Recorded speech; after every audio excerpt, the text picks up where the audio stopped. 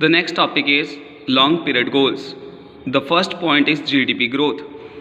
GDP growth increase होने का मतलब है जब कंट्री के अंदर प्रोडक्शन का लेवल इंक्रीज़ होगा मींस आउटपुट का लेवल इंक्रीज़ होगा।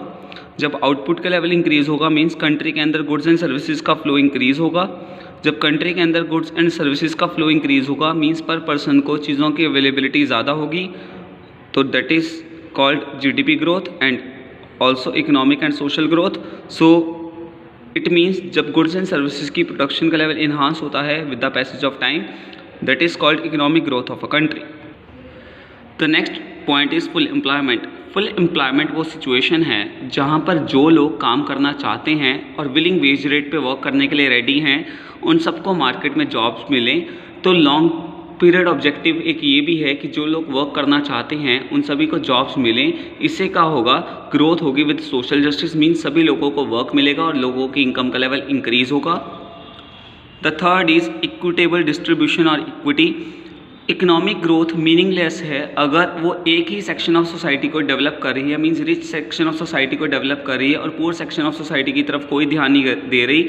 सो इकोनॉमिक ग्रोथ का कोई मीनिंग नहीं है जब सोसाइटी के एक तरफ लोगों का बेनिफिट हो रहा है और दूसरी तरफ वही कुछ लोग उसकी वजह से सफ़र कर रहे हैं। सो ग्रोथ कहते इक्विटेबल होनी चाहिए, मींस ग्रोथ इस तरह होनी चाहिए कि सारे सेक्शंस ऑफ सोसाइटी को उसका बेनिफिट हो ताकि इनकम का लेवल इक्वली डिस्ट्रीब्यूटेड हो।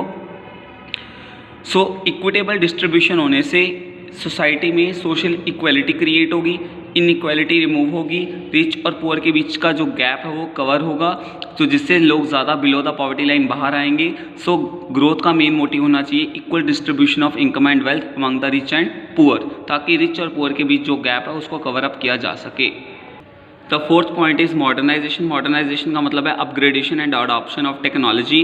Time by time new new innovations आ रही हैं, साइंस की हेल्प से नई नई टेक्निक्स डेवलप हो रही हैं। जैसे एग्जांपल के तौर पे एग्रीकल्चर में ग्रीन रेवोल्यूशन आने के बाद एग्रीकल्चर में प्रोडक्टिविटी का लेवल इंक्रीज़ हुआ है। ऐसे ही इंडिया में टर्सरी सेक्टर के डेवलपमेंट होने का मेन रीज़न है क्योंकि आईटी सेक्टर डेवलप हो रहा है। आईटी रेवोल्यूशन होने की वजह से इंडिया में BPO concept, business process outsourcing का कॉन्सेप्ट डेवलप हो रहा है। सबसे बड़ी चीज़ कन्वेंशनल थिंकिंग को बदलने की ज़रूरत है। कन्वेंशनल थिंकिंग को कैसे बदला जा सकता है, क्योंकि बहुत सारे इश्यूज़ है, जैसे आज भी विमेन को वर्क परफॉर्म नहीं करने दिया जाता। अगर विमेन की एम्पावरमेंट होगी, विमेन की पार्टिसिपेशन होगी, तो ऑटोमेटिकली फैमिली के ज़्यादा से ज़्यादा लोग पार्टिसिपेट कर सकते हैं, इनकम का लेवल इंक्रीज़ होगा, तो इससे सोशल और इकोनॉमिक कंट्री की ग्रोथ होगी। तो मॉडर्नाइजेशन का मतलब है न्यू इनोवेशंस को, न्यू टेक्नोलॉजी के साथ साथ लोगों के थॉट्स को भी बदलना, ताकि कंट्री सोशली डिपेंडेंट की बजाय सोशली एंड इकोनॉमिकली इंडिपेंडेंट हो। And the last is self sufficiency. Self sufficiency का मतलब है विदाउट किसी भी कंट्री की हेल्प से वो सारी चीज़ें जो कंट्री के लोगों को चाहिए खुद प्रोड्यूस करना, दैट इज़ सेल्फ सफिशेंसी।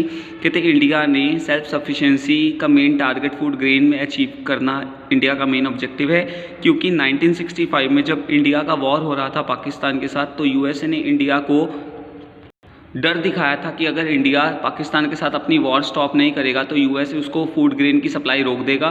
तो इन इश्यूज से बचने के लिए, अनसर्टेनिटीज़ को रिमूव करने के लिए इंडिया आज के टाइम पे सेल्फ सफिशिएंट बनना चाहता है फूड ग्रेन प्रोडक्शन में। इवन ग्रीन रेवोल्यूशन आने के बाद और गोल्डन रेवोल्यूशन आने के बाद, जिसमें फ्रूट्स एंड वेजिटेबल्स की प्रोडक्टिविटी इंक्रीज़ हुई एंड व्हीट एंड राइस की प्रोडक्टिविटी इंक्रीज़ हुई और क्रॉप्स की प्रोडक्टिविटी भी इंक्रीज़ हुई, जिसका मतलब है इंडिया आज के टाइम पे सेल्फ सफिशिएंट है। मीन्स इंडिया अपनी कंट्री के लोगों की नीड्स को पूरा करने के साथ साथ सरप्लस में ये सब चीज़ें प्रोड्यूस करता है, जिसको इंडिया बाहर एक्सपोर्ट करता है। So these are the long term objectives of 5 year plans in India.